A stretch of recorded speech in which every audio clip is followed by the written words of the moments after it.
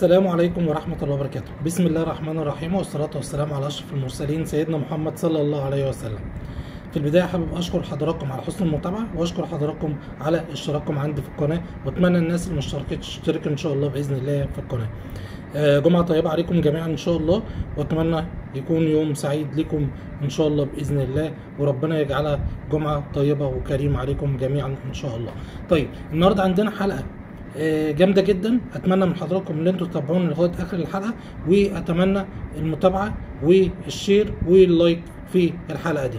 النهارده هنتكلم على فتوح واحتراف فتوح في النادي الاهلي وانتقال فتوح للنادي الاهلي، هنتكلم على مشكله شيكابالا، هنتكلم على كهربا، وهنتكلم على معسكر النادي الاهلي اللي هيكون في النمسا ان شاء الله باذن الله.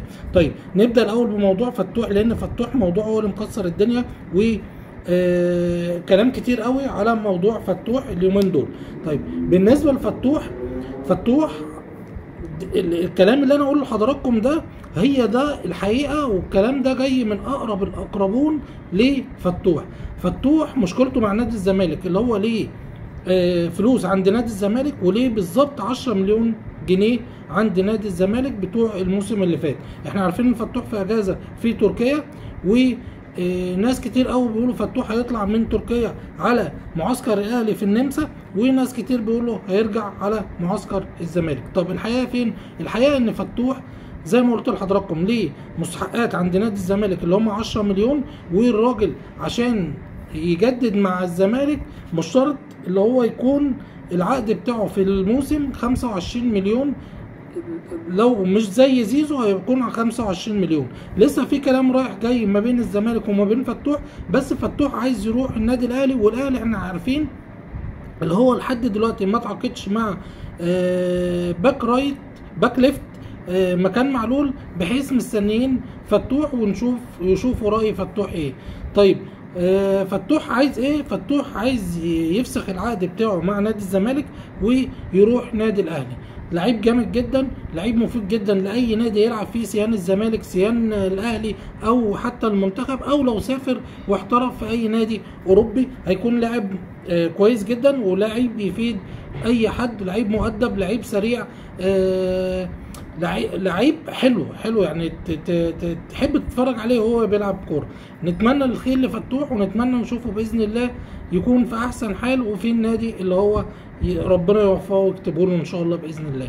طيب كولر والمهاجم نادي الاهلي، احنا عارفين ان كولر هو اللي بيختار الصفقات دلوقتي في نادي الاهلي، والصفقه اللي بيطلبها الاهلي بيحققها له.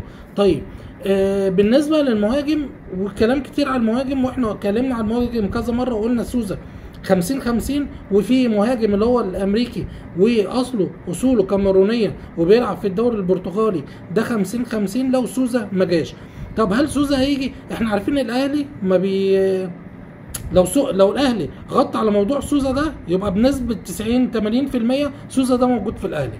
فالاهلي مغطي جدا وما بيتكلمش دلوقتي عن المهاجم لسببين: اولا مش عايز يعلن المهاجم دلوقتي عشان قصه القندوسي، مستني لما يفك قصه القندوسي ويحلها، اذا كان هيطلع اعاره داخل مصر او خارج مصر.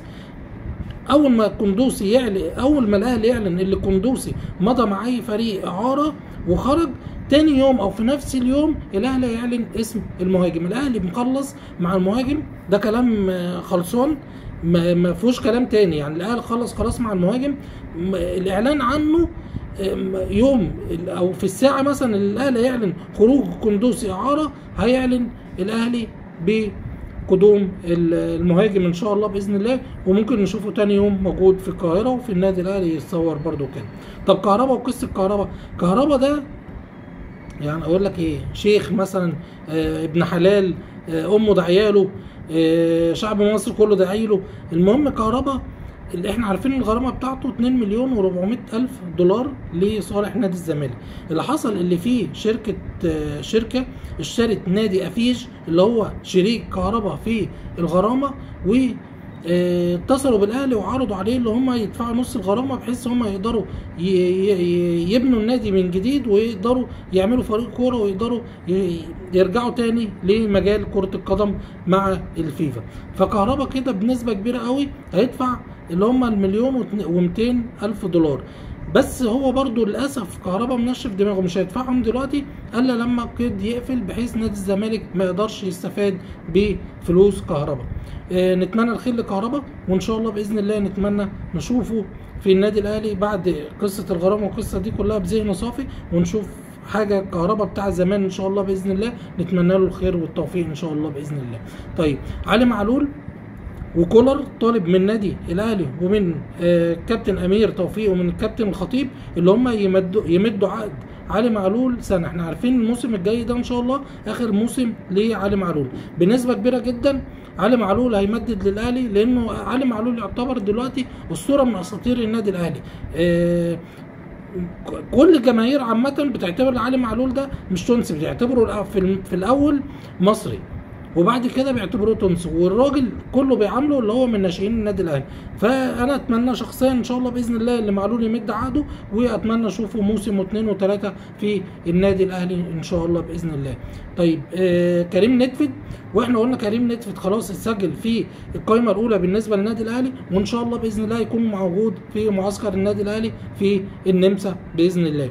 كريم فؤاد واكرم توفيق ان شاء الله باذن الله موجودين في معسكر النمسا. احنا عارفين دلوقتي هم خلاص في اخر فتره اعداد ليهم، وان شاء الله باذن الله يكونوا موجودين في معسكر النمسا ان شاء الله باذن الله. طيب بالنسبه ل امام عاشور والكلام اللي طالع دلوقتي لا مش هيروح، لا هيروح بالنسبه للمعسكر. امام عاشور خلاص هو دلوقتي في اخر مرحله من الاعداد البدني بتاعه مع معد البدني بتاع النادي الاهلي، وان شاء الله باذن الله هيسافر مع الفريق على النمسا في المعسكر، ويبدا معاهم من اول يوم المعسكر ان شاء الله باذن الله، ويبدا المباريات اللي جايه ان شاء الله. وهو خلاص اتسجل في قائمه النادي الاهلي، وان شاء الله باذن الله نتمنى له التوفيق. واحنا قلنا اتكلمنا كتير وكلنا عارفين امام عاشور، وعارفين اللي هو مهم جدا لاي خط نص في اي نادي يلعب فيه، ومهم جدا للنادي الاهلي، ومهم جدا لمنتخب مصر.